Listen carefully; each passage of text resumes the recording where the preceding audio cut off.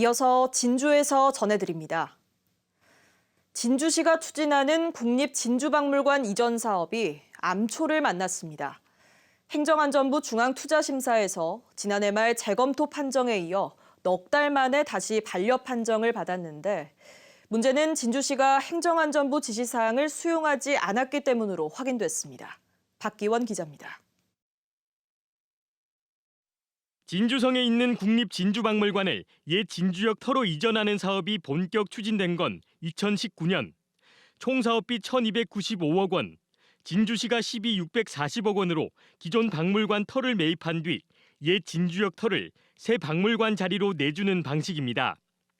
기본계획 수립 용역에 이어 지난해 타당성 재조사까지 마쳤지만 박물관 이전 사업에 제동이 걸렸습니다.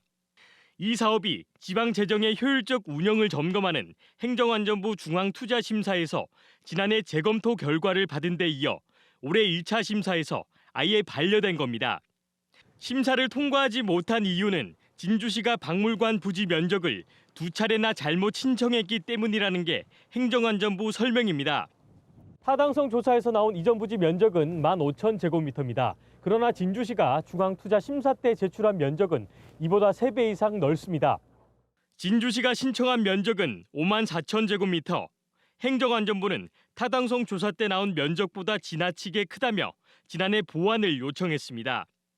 하지만 진주시는 보완 사항을 반영하지 않았고 지난해 심사 때와 똑같은 면적을 신청한 겁니다.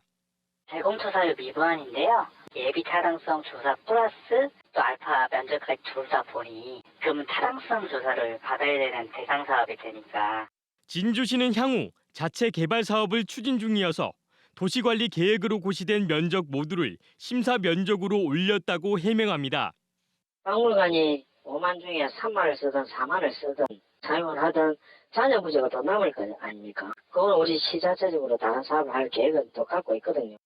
오는 5월 다시 심사를 신청하겠다고 밝힌 진주시. 충분한 보완 없이 재심사를 의뢰하는 사이 진주박물관 이전 사업이 1년 가까이 지연되는 것은 아닌지 우려가 제기됩니다. KBS 뉴스 박기원입니다. 진주시가 2026년까지 진양호 동물원을 진양호 후문 상락원 일대로 확대 이전하는 계획을 발표했습니다. 조규일 진주시장은 오늘 진주시청에서 기자회견을 열고 진양호 동물원을 확대 이전하면 터 면적이 29만 제곱미터로 7배가량 늘어나고 사육 면적도 6배 이상 커진다고 말했습니다. 또 찬반 갈등을 빚고 있는 진주시 반려동물 종합지원센터도 동물원 인근에 지을 예정이라고 설명했습니다. 경상남도가 올해 진주시와 함양군, 함안군과 의령군 등 7개 시군 300여 가구에 LPG 소형 저장 탱크를 보급합니다.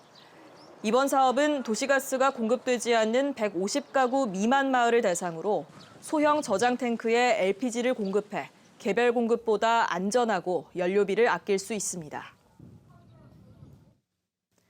거창군이 재선충병 확산을 막기 위해 소나무류 무단 이동에 대한 특별 단속을 벌입니다. 단속 대상은 소나무 취급업체와 화목 보일러 등 땔감 사용 농가들로 소나무류 원목과 조경수 생산 확인표 발급 등을 점검합니다. 위반자에는 특별법에 따라 1년 이하의 징역이나 벌금, 과태료가 부과됩니다. 지금까지 진주에서 전해드렸습니다.